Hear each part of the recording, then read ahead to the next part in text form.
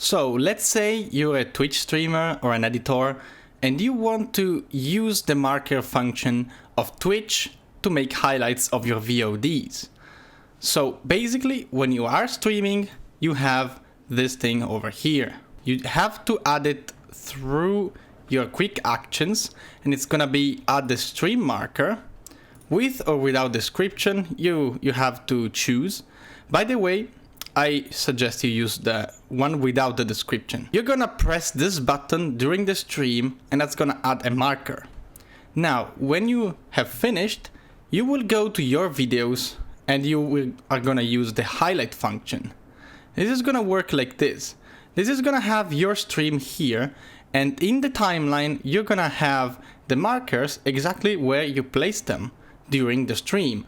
So if you recognize that there's something very funny going on, you just press the marker function and then you can go back here. Let's say this is the marker at 22:29. So what you want to do is you go a few seconds earlier than this. Alright, let's see, you go 10 seconds or 20 seconds earlier. So you place the start segment, then you go a bit afterwards, you place the end segment, and there you go, your highlight is ready over here. So this is our first highlight. Let's say you want to do another highlight. As you can see, the whole timeline is selected again. So we go to the second marker by clicking it, press play, so we move the playhead. We go 20 seconds earlier, start segment. We go back to the marker. We go 20 seconds later and end segment. Now we have two highlights. You don't have to add another one because you already have the second. What you want to do is press publish highlights and you're ready. Save and next.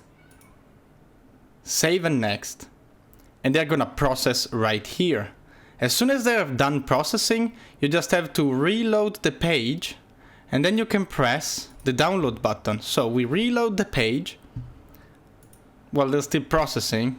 As soon as they are ready, you press download and you're gonna download just the highlight of 42 seconds instead of the whole VOD, which is a very useful way to do this. Otherwise, you will just have to download the whole VOD, but if you download it, that's not gonna have the highlights, that's not gonna have the markers in it. So it's slightly more difficult because you have to open both of this page and the timeline in your preferred video editor, which you can do, but you know, it is not as convenient. In any case, if you're an editor, you will probably have to go through the whole thing to look for something that the streamer has missed, but this surely will help you out.